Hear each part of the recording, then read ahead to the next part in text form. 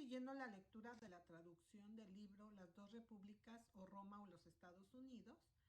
En el capítulo número 28, primera parte, que lleva por título La conspiración tiene éxito, conclusión. No solo es demasiado tarde para evitar las consecuencias de esa decisión de la nación cristiana al negar el principio, porque el principio está establecido y todas las consecuencias se encuentran en el principio, pero es incluso más del doble de tarde, porque las consecuencias del principio ya se han convertido en un elemento fijo en los precedentes legislativos y el procedimiento de la nación.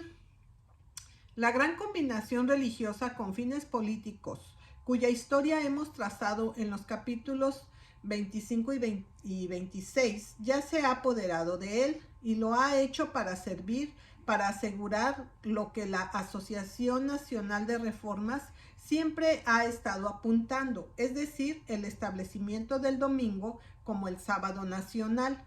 Esto es lo único que tenían en vista por encima de todas las demás cosas en sus esfuerzos por obtener una enmienda a la Constitución que declara que esta es una nación cristiana.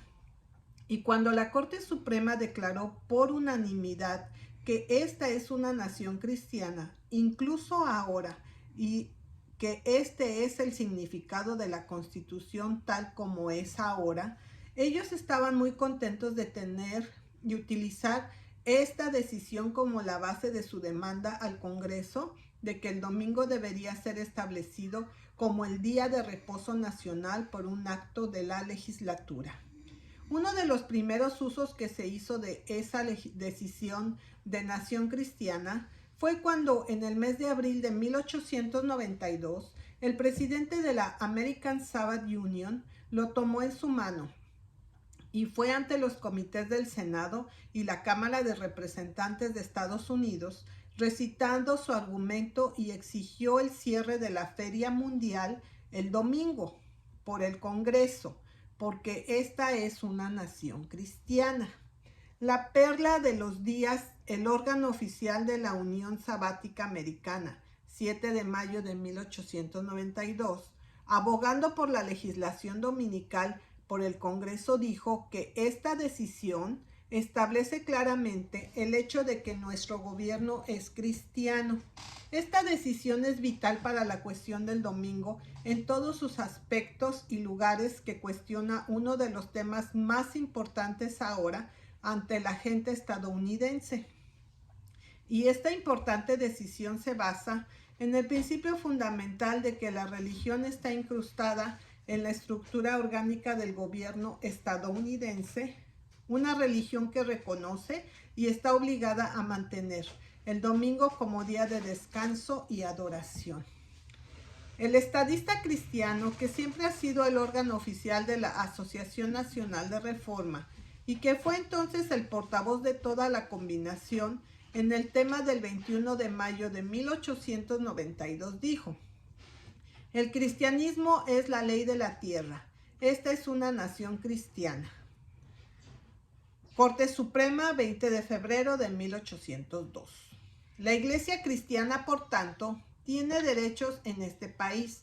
Entre estos se encuentra el derecho a un día en 7, protegido de los asaltos de la codicia, el Dios de este mundo, para que se dedique a la adoración del Dios del cielo y de la tierra. De diciembre de 1888 a diciembre de 1891, la Combinación Reformista Nacional había intentado repetidamente asegurar el paso de algún tipo de proyecto de ley del Congreso que requiriera la observancia del domingo. Sabían que cualquier acto de este tipo del Congreso sería inconstitucional. Los principales reformadores nacionales lo habían declarado continuamente durante más de 25 años, pero eso no hizo ninguna diferencia para ellos. Estaban decididos a tenerlo aunque fuera inconstitucional. Intentaron asegurarlo mediante un proyecto de ley nacional y fracasaron. Ellos luego trataron de asegurarlo mediante un proyecto de ley relacionado solo con el Distrito de Columbia, a fin de que si tenían éxito, pudieran utilizarlo como palanca para asegurar la aprobación de su codiciada ley nacional. Pero en esto también fallaron. Deseaban el reconocimiento del principio de religión en la legislación del Congreso, y a ellos no les importaba en qué forma pudiera producirse ni cómo ligeramente se reconocería el principio. Así se hizo. Como uno de ellos dijo a los comités del Congreso y el público repetidamente: tomaremos un cuarto de pan, la mitad de la hogaza o una hogaza entera. Si el gobierno no hiciera nada más que prohibir la apertura de las oficinas de correos en horas de estar en la iglesia, sería un tributo nacional al valor de la religión y conduciría a algo más satisfactorio. Habiendo fracasado repetidamente en obtener lo que querían de forma directa en la legislación, acogieron con beneplácito la propuesta de una apropiación del Congreso en ayuda de la exposición del mundo colombiano, como medio de asegurar indirectamente lo que no habían logrado directamente. Ellos, por lo tanto, declararon unánimemente a favor de una apropiación gubernamental de $5 millones en ayuda de la exposición, pero unidos inseparablemente con la condición de que las puertas de la exposición debían cerrarse en el día del Señor, el sábado cristiano, el primer día de la semana, comúnmente llamado domingo. Primero presentaron una petición al Congreso de acuerdo con este esquema, pero como el Congreso parecía tardar en responder, pronto procedieron a agregar amenazas a sus peticiones, y estas amenazas eran de tal naturaleza que más de uno de los senadores abiertamente en el Senado los reprendió como un abuso del derecho de petición. Sin embargo, esto no hizo que esos peticionarios cesaran de amenazas. La Oficina Nacional de Reforma, cuya sede estaba en Pittsburgh, Pensilvania, enviaron a los púlpitos de toda la tierra una forma de resolución amenazante a ser adoptada por las respectivas iglesias y enviada a los senadores y representantes en el Congreso. Y aquí hay una copia fiel de esa resolución amenazante. Se resuelve que por la presente nos comprometemos a nosotros mismos y a los demás que de ahora en adelante nos negaremos a votar o apoyar cualquier cargo o cargo de confianza, cualquier miembro del Congreso, ya sea senador o representante, quien votará por cualquier ayuda adicional de cualquier tipo a la Feria Mundial, excepto en las condiciones mencionadas en estas resoluciones. Esta resolución en particular fue enviada por ciertas iglesias presbiterianas del estado de Nueva York, pero con leves variaciones o ninguna en absoluto. La resolución similar fue enviada por diferentes iglesias en todo el país, y en todos los casos las condiciones nombradas eran que las puertas de la exposición debían cerrarse en el sábado cristiano o el día del Señor. Según diferentes iglesias lo eligieron de manera diferente para expresar su pensamiento en cuanto al mejor nombre para el domingo. Bajo la influencia de estas resoluciones, el Congreso de los Estados Unidos se rindió al dictado de las iglesias e hizo por ellos lo que los líderes y cabilderos de esta combinación sabían que era inconstitucional, y el asunto fue tratado por el Congreso de tal manera que impediría la suposición caritativa de que los miembros no supieran que era inconstitucional, aunque su inconstitucionalidad definitivamente no se les había señalado. La pregunta fue tratada como religiosa y solamente religiosa. Es cierto que la exposición no estuvo cerrada todo el tiempo en domingo. Cerró 3 o 4 domingos, pero esto no afecta la acción del Congreso. Además, en los casos y decisiones de los tribunales por los que la exposición o la feria fue abierta el domingo, la cuestión de la constitucionalidad o inconstitucionalidad de la acción del Congreso no se consideró en absoluto. Todo el procedimiento estaba exclusivamente en otros puntos.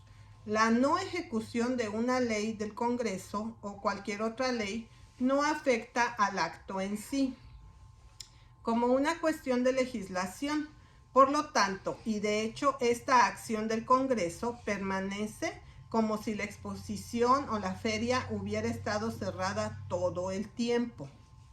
Esa fase particular del sujeto que produjo la legislación para cerrar la exposición o feria colombiana mundial sobre el domingo fue presentada en el Senado de los Estados Unidos por el senador Quay el 10 de julio de 1892. Lo hizo ofreciendo una enmienda al proyecto de ley de asignaciones requiriendo que la provisión fuera hecha por la autoridad competente para el cierre de la exposición en el día de reposo. Con esto, también envió al secretario del Senado una Biblia con el cuarto mandamiento marcado entre paréntesis y tenía ese mandamiento leído por el secretario que da las razones de esta legislación. Esto introdujo la legislación con un carácter religioso positivo y esta idea nunca fue abandonada desde el principio hasta el fin. El capellán del Senado, que tomó un interés activo en el asunto en todo momento, dijo que la discusión en el Senado durante este debate es posible que se haya imaginado a sí mismo en un concilio o asamblea o sínodo o conferencia tan pronunciado con un senador tras otro. Como todos estos son términos eclesiásticos, es evidente que en la mente del capellán, el Senado, para esta ocasión al menos, se había transformado en un cuerpo eclesiástico. No solo, de hecho, el capellán es el único con este punto de vista. De los discursos tal como aparecen en el registro del Congreso, es evidente que algunos, al menos de los senadores, quedaron impresionados con esta noción también. El senador Hawley dijo: todo el mundo sabe cuál es la fundación. Está fundada en una creencia religiosa. Y el senador Pfeffer dijo al respecto: hoy estamos inmersos en una discusión teológica sobre la observancia del primer día de la semana. Como el senador Colquitt fue un reformador nacional de años de pie, no se podía esperar nada más de él, y sostuvo plenamente este carácter en su discurso, aproximadamente la mitad del cual se compuso de extractos de un sermón del padre Giacinte, antiguo católico romano de Francia. El resto de su discurso fue un sentimiento de reforma nacional de su propia manufactura. En conjunto fue de tal clase que él mismo comenzó a ver lo incongruente que era en ese lugar y se detuvo con estas palabras: pero no continuaré esto más lejos, señor presidente, porque para algunos suena como hipocresía, como predicación, como si estuviéramos comprometiendo a vestirnos con atuendos demasiado justos y pretender ser mejores que otros hombres. Al hablar más, el senador Hawley lamentó mucho que no era lo bastante eclesiástico para hacer justicia al sujeto y exclamó: deseo, señor presidente, ser el clérigo más elocuente, el más elocuente de esos viejos y robustos teólogos que han honrado la ciudadanía estadounidense, así como el cristianismo estadounidense, que podría dar algo más que esa débil expresión de mi creencia en la seria importancia de este voto. Y porque no podía tener su deseo de serlo, porque la ocasión, los clérigos más elocuentes, el más elocuente de esos viejos y robustos teólogos, como John Cotton y John Davenport y Cotton Mather, tal vez, hizo lo que evidentemente consideró la siguiente mejor opción y presentó las opiniones del arzobispo de Irlanda, el arzobispo Gross y el arzobispo Riordan de la Iglesia Católica, todos los obispos de la Iglesia Episcopal y la mayoría, si no todos, los obispos de la Iglesia Metodista Episcopal, tanto del norte y del sur. Esto es evidencia suficiente para demostrar que la pregunta fue tratada total y conscientemente como religiosa o eclesiástica. Esta está en orden y también es importante ahora presentar las evidencias de que está constitucionalmente prohibida. La pregunta fue tomada y considerada y actuada sobre por deferencia a las demandas y amenazas de las iglesias combinadas. En el Senado, los dos defensores más influyentes de la medida fueron los senadores Hawley y Hiscock, y el senador Hiscock expuso el asunto así: si me hubiera encargado de esta enmienda en interés de la exposición colombina, escribiría la disposición para el cierre en cualquier forma que lo exige el sentimiento religioso del país y no quedarse aquí dudando o en objeciones al respecto.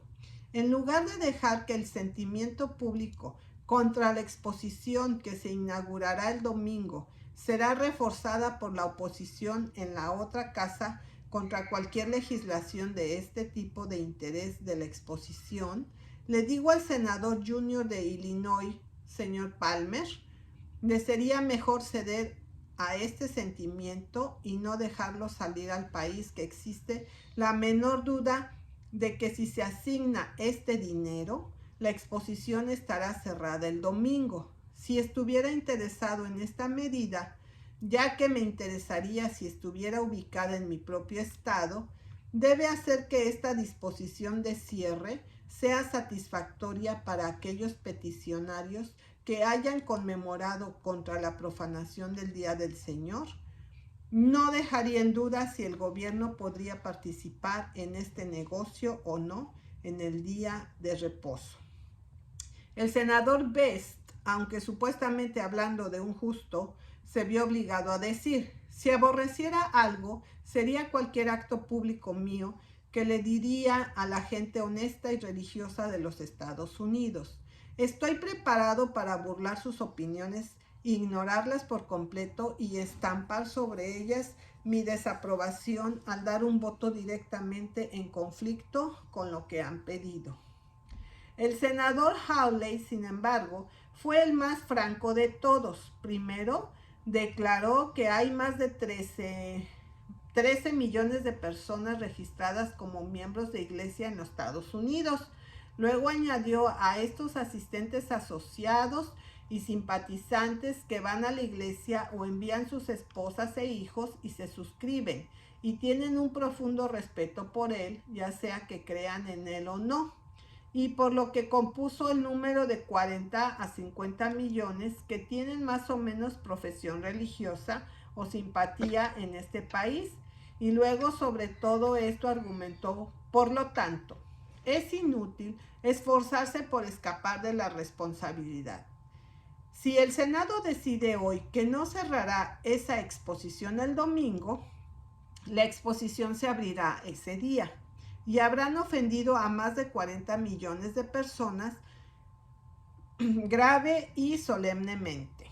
Ningún estadista sabio y monarca de los tiempos modernos, ningún sátrapa de Roma hubiera pensado que era prudente enfrentarse a una profunda convicción del pueblo que gobernaba, no importaba si pensaba que era un profundo error. No es una habilidad política sabia hacerlo. Ahora, si los caballeros repudian esto, si desean rechazarlo, si niegan que esto es en el verdadero sentido de la palabra una nación religiosa, me gustaría ver el descargo de responsabilidad en blanco y negro y propuesto por el Congreso de los Estados Unidos. Escriba. ¿Cómo lo escribirías? ¿Cómo negarías eso de la fundación del país a través de cada fibra de su ser? ¿Esta gente ha sido un pueblo religioso? Dígalo, si se atreve. Defenderlo, si se atreve.